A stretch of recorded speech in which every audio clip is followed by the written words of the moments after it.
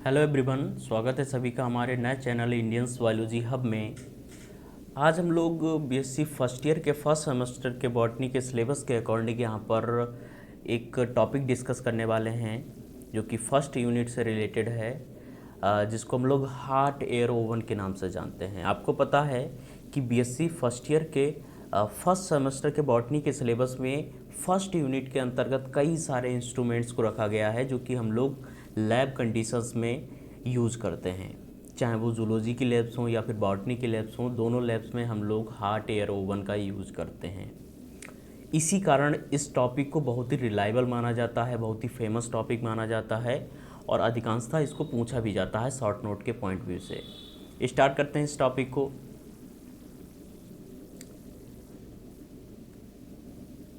देखिए, बताया गया है जो हार्ट एयर ओवन है, लिखा हुआ है यह एक इलेक्ट्रिकल डिवाइस है। हार्ट एयर ओवन को लुइस पास्चर ने डेवलप किया। हार्ट एयर ओवन की जब बात की जाती है तो एक्चुअल में ये एक इलेक्ट्रिकल डिवाइस होती है, लाइट से चलने वाली डिवाइस होती है। और एक लुइस पास्चर नाम के एक साइंटिस्ट हुए हैं, उन्होंने इस डिवाइस को या इस इंस्ट्रूमेंट को डेवलप किया, यानी कि इसको बनाया प्रिमिटिव तौर पर। लुइस पास्चर के बारे में थोड़ा सा हम लोग जान लेते हैं। लुइस पास्चर एक फ्रांस के रहने वाले साइंटिस्ट हैं। एक्चुअल में वहाँ पर वो पहले केमिस्ट के तौर पर काम करते थे, फिर बाद में उन्होंने अपने बेस पर माइक्रोबायोलॉजी के फील्ड में बहुत सारा काम किया, कंट्रीब्यूशन दिया। उन्होंने कुछ वैक्सीन्स को बनाया, रेबीज़ के वैक्सीन को बनाने में उनका बहुत बड़ा योगदान है। इसके अलावा उन्होंने माइक्रोबायोलॉजी के फील्ड में जो फर्मेंटेशन की प्रोसेस होती हैं, फर्मेंटेशन जो प्रोडक्ट होते हैं, उनके बारे में भी शोध किया। तो लुइस पास्चर को हार्ट एयर ओवन की वजह से ही नहीं जाना जाता है, उनका अलग अलग फील्ड्स में, खासकर माइक्रोबायोलॉजी के फील्ड में उनका जो योगदान है उस वजह से उनको अधिक इम्पोर्टेंस दी जाती है। देखिए, जो टॉपिक है उसके ऊपर हम लोग आते हैं। लिखा हुआ है हार्ट एयर ओवन जो है वो ड्राई हीट स्टरलाइजेशन के प्रिंसिपल पर वर्क करता है।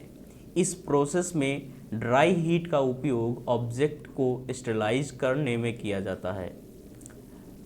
जो हार्ट एयर ओवन होता है वो किस प्रिंसिपल के ऊपर या किस सिद्धांत के ऊपर वर्क करता है, तो ड्राई हीट स्टरलाइजेशन के प्रिंसिपल पर वो वर्क करता है।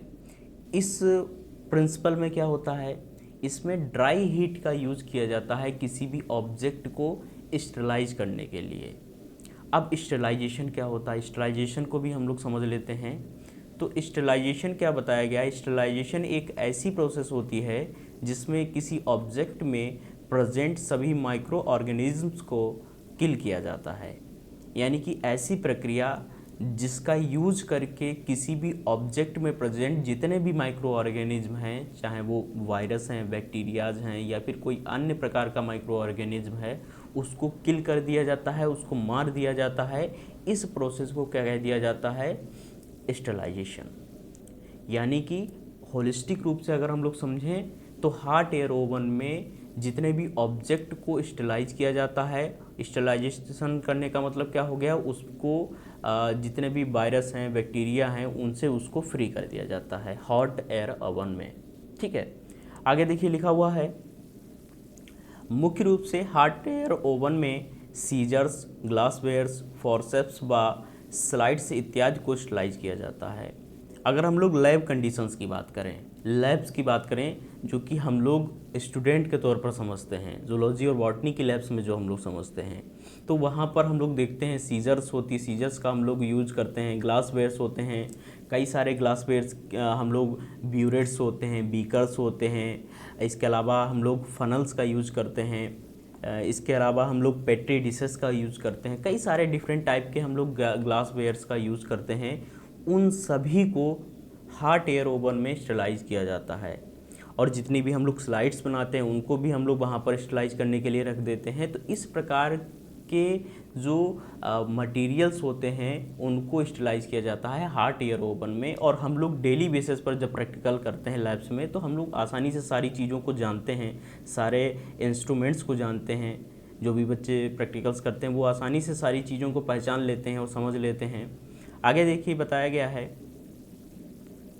हॉट एयर ओवन अलग अलग कैपेसिटी के होते हैं। जाहिर सी बात है, हम लोग जिस नॉर्मल हॉट एयर ओवन का यूज़ करते हैं या जो हमारी लैब्स में दिखाए जाते हैं वो बहुत ही नॉर्मल कैपेसिटी के होते हैं, क्योंकि हम लोगों को ज़्यादा कैपेसिटी के हॉट एयर ओवन की आवश्यकता होती नहीं है, तो हम लोग छोटे हॉट एयर ओवन का ही यूज़ करते हैं। वहीं अगर हम लोग बड़े साइज़ के या बड़ी कैपेसिटी वाले हॉट एयर ओवन की बात करें तो अलग अलग जो इंडस्ट्रीज़ हैं, जैसे कि पेंट इंडस्ट्री है, इसके अलावा अलग जो इंडस्ट्रीज़ हैं उनमें जो है बड़ी कैपेसिटी के हॉट एयर ओवन का यूज किया जाता है। आगे देखिए, जो हॉट एयर ओवन होता है उसके बारे में दो चीज़ें बहुत समझनी इंपॉर्टेंट हो जाती हैं। एक तो होता है उसका स्ट्रक्चर, और स्ट्रक्चर के दो भाग होते हैं, एक होता है एक्सटर्नल स्ट्रक्चर और दूसरा होता है इंटरनल स्ट्रक्चर। तो सबसे पहले हम लोग यहाँ पर बात करेंगे एक्सटर्नल स्ट्रक्चर के बारे में, यानी कि बाह्य जो संरचना होती है हॉट एयर ओवन की उसकी बात करेंगे। देखिए, ये यहाँ पर एक हॉट एयर ओवन दिखाया गया है जो कि हम लोग नॉर्मली रूप से लैब कंडीशंस में यूज करते हैं। आपने शायद इसको देखा भी हो, जो बच्चे प्रैक्टिकल्स करते हैं डेली बेसिस पर कॉलेज जाते हैं उन्होंने इसको देखा होगा आसानी से। इसमें कुछ संरचनाएं दिखाई देती हैं। सबसे पहले हमको थर्मोमीटर दिखाई देता है। इसमें जो सबसे ऊपरी सरफेस पर यानी कि टॉप सरफेस पर एक थर्मोमीटर लगा होता है जो कि बहुत खास होता है। ये थर्मोमीटर क्या करता है, जो हॉट एयर ओवन का इंटरनल स्ट्रक्चर होता है और जो इंटरनल स्ट्रक्चर में जो टेम्परेचर होता है उस टेम्परेचर को इस थर्मोमीटर के द्वारा इंडिकेट किया जाता है यहाँ पर, यानी कि इसके अंदर जितना टेम्परेचर होगा वो यहाँ पर दिख जाएगा हमको। यहाँ पर मान लीजिए 100 है तो 100 हमको दिख जाएगा, 150 है तो 150 दिख जाएगा, 160 है तो 160 दिख जाएगा। तो जितना भी टेम्परेचर अंदर होगा वो हमको ऊपर यहाँ पर शो हो जाएगा। इसके अलावा यहाँ पर सेकंड स्ट्रक्चर जो हमको दिखाई देती है वो होता है मेन स्विच नोब, जिसको हम लोग ऑन ऑफ नोब के नाम से जानते हैं। ये देखिए, यहाँ पर ये जो स्ट्रक्चर आपको दिखाई दे रहा है इसको हम लोग कह देते हैं, इसको हम लोग क्या कह देते हैं, इसको हम लोग कह देते हैं ऑन ऑफ नोब।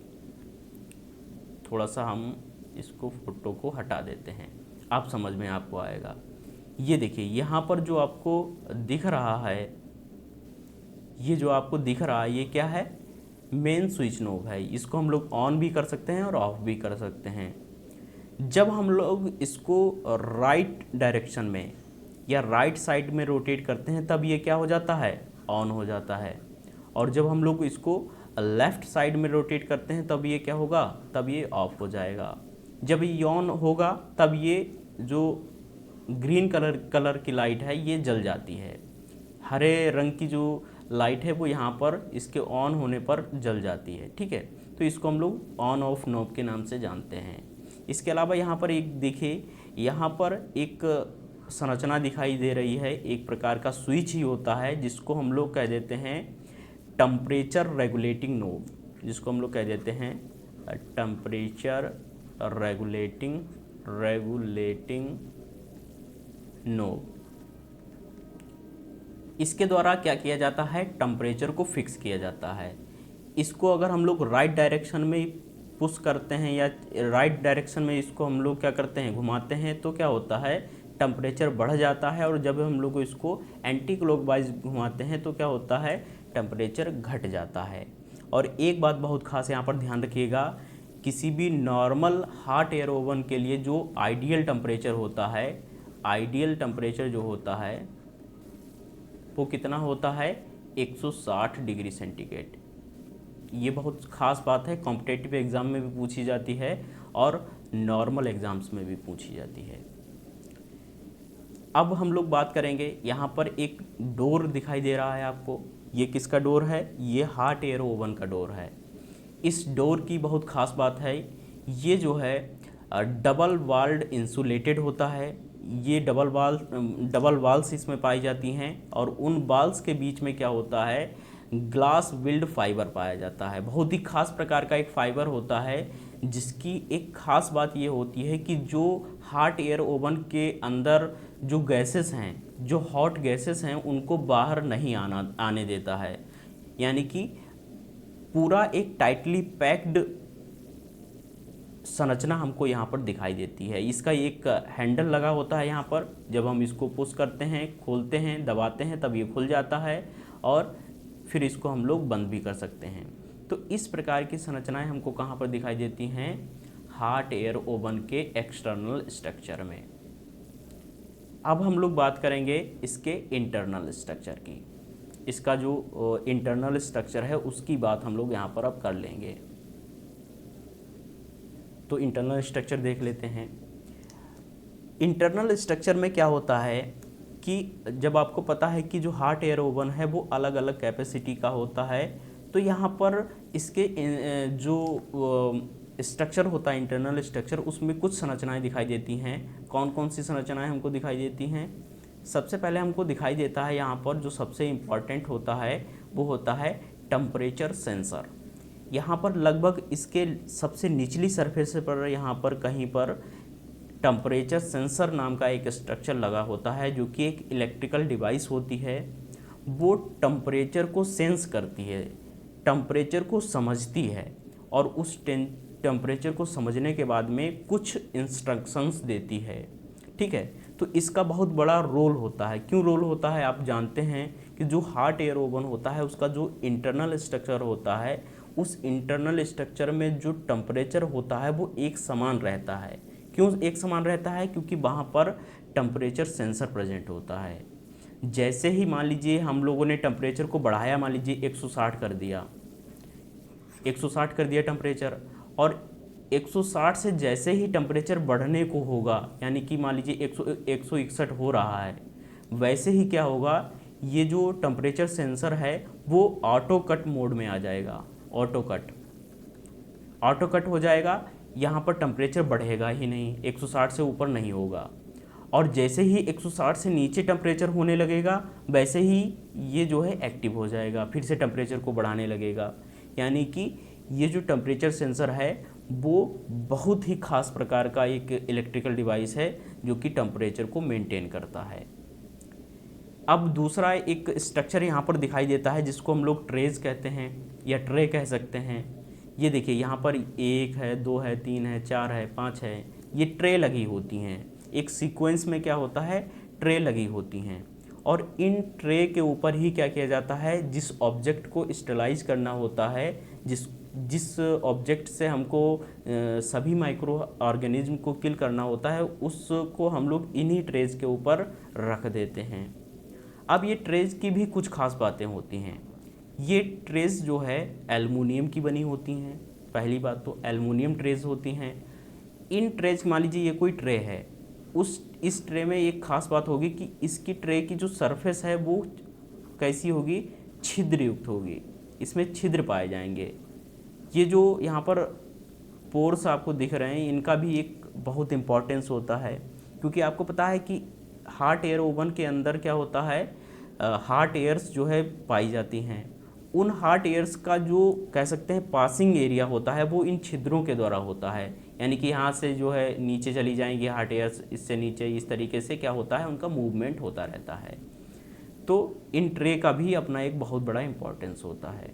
इसके अलावा यहाँ पर एक वेपर रिलीजिंग बाल पाई जाती है। यहाँ पर ये जो हॉट एयर इंस्ट्रूमेंट होता है या हॉट एयर ओवन जो होता है, उसके इस इधर वाली साइड में और इधर वाली साइड में, दोनों साइड में, लेफ्ट और राइट दोनों साइड में क्या होता है, वेपर रिलीजिंग बाल पाई जाती है। यहाँ पर दिखाई नहीं दे रहा है आपको, कभी अगर मौका मिला, अगर लैब्स में गए तो वहाँ पर मैं आपको इसका एक लाइव वीडियो बनाकर दिखाऊंगा, जिससे कि आपको सारी चीज़ें क्लियर हो जाएंगी। वैसे तो आपको ये वीडियो अगर आप समझ रहे हैं तो आपकी सारी चीज़ें क्लियर हो रही होंगी। तो यहाँ से क्या होता है, वेपर रिलीजिंग बाल होती है, जिसका एक अपना इम्पोर्टेंस होता है। जब कभी भी इसकी जो हॉट एयर होती हैं उनकी मात्रा ज़्यादा हो जाती है तो इसके द्वारा वो बाहर चली जाती हैं। ठीक है, तो इस प्रकार की कुछ एक्सटर्नल और इंटरनल स्ट्रक्चर्स हमको दिखाई देती हैं हॉट एयर ओवन में।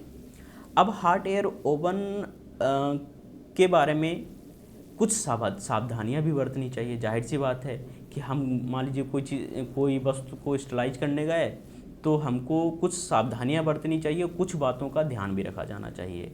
कौन कौन सी बातें हैं? सबसे पहली बात है कि जो आइडियल टेम्परेचर है वो 160 होता है।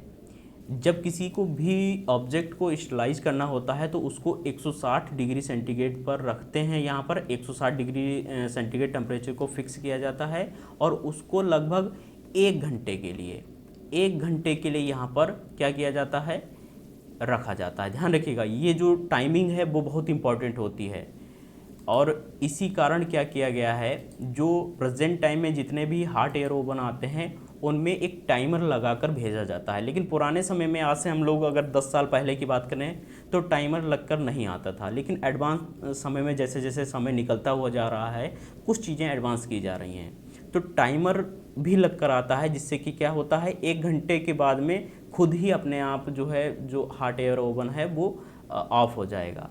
लेकिन पहले क्या होता है, जो लोग प्रैक्टिकल्स करते थे वो बिल्कुल टाइमिंग के अनुसार वहाँ पर 1 घंटे देखते रहते थे कि हाँ 1 घंटा हो गया, फिर इसका जो मेन स्विच है उसको ऑफ़ कर दिया जाता है। फिर क्या किया जाता है, हॉट एयर ओवन को हम लोगों ने ऑफ़ कर दिया। अब मान लीजिए, अब इसके अंदर जो हॉट एयर भरी हुई है वो कितने डिग्री सेंटीग्रेड टेम्परेचर वाली है, 160 डिग्री टेम्परेचर वाली। तो यहाँ पर हमको सावधानी भी बरतनी होगी। ऐसा नहीं कि हम लोग गए और तुरंत जाकर इसका गेट खोल दिया। गेट खोल दोगे तो तुरंत क्या होगा, जो हॉट एयर्स हैं वो आपके चेहरे पर आएंगी और आपके चेहरे को भी नुकसान हो सकता है, फेस को नुकसान हो सकता है, बॉडी को नुकसान हो सकता है। और इसके साथ साथ क्या हो सकता है, जो इसके अंदर हम लोगों ने स्लाइड्स हैं या बीकर है या फ्लास्क है, जो भी चीज़ हम लोगों ने इसके अंदर स्टरलाइज करने के लिए रखी है, उसको भी ऐसी कंडीशन में नुकसान हो सकता है। तो हमको ध्यान रखना होगा, जब हम लोग स्टरलाइज करते हैं और उसका 1 घंटा पूरा हो जाता है, तो 1 घंटा पूरा हो जाने के बाद में क्या होता है, जब हम लोग यहाँ पर थर्मोमीटर में चेक करेंगे कि टेम्परेचर जब 60 से नीचे हो जाए, 60 या 50 के लगभग में आ जाए, तब हम इसका डोर खोल सकते हैं। इससे पहले ना खोलें, इससे कि आपको नुकसान हो सकता है। दूसरी एक बहुत इम्पॉर्टेंट बात यहाँ पर यह है कि जब कभी भी हम किसी भी इंस्ट्रूमेंट को यहाँ पर स्टरलाइज करने के लिए रखते हैं, तो उस टाइम पर क्या होता है, आपको ये ध्यान रखना है कि वो ऐसा ना हो कि वो फूटा हुआ हो, चटक गया हो, जिसकी वजह से मान लीजिए उसके अंदर कोई वाटर उसकी सरफेस से चू रहा हो, और उसकी सरफेस मान लीजिए कोई बीकर है उसकी सरफेस पर वाटर ना लगा हो। क्योंकि आपको पता है कि जो हॉट एयर ओवन है वो एक इलेक्ट्रिकल डिवाइस है, और ये इलेक्ट्रिकल डिवाइस होने के साथ साथ इसमें क्या होता है, इसका जो है सिस्टम बहुत जल्दी ख़राब हो जाता है। जैसे इसमें कोई फ्यूज हुआ या कुछ ऐसा सिस्टम क्रिएट हो गया जिससे कि इसको नुकसान भी हो सकता है।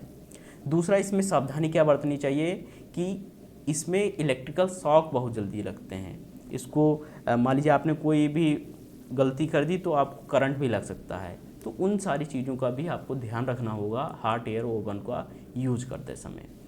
तो इस प्रकार का इंस्ट्रूमेंट बहुत खास होता है, जिसके बारे में हम लोगों ने डिटेल में डिस्कस कर लिया है।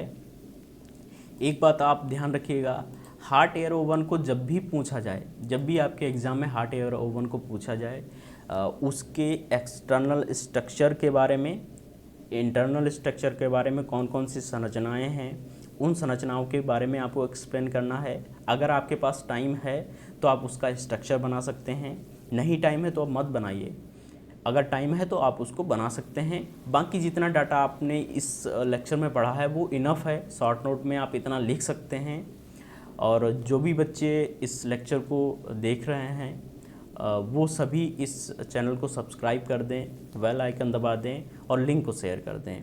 और आप बता दें, कमेंट बॉक्स में बता दें कि आपको आने वाले टाइम में कौन सा लेक्चर पहले चाहिए, क्योंकि सभी लेक्चर्स आने वाले हैं, नो डाउट सभी लेक्चर्स आने वाले हैं, लेकिन आपको पहले कौन सा चाहिए तो आप कमेंट करके बता सकते हैं। Thank you so much.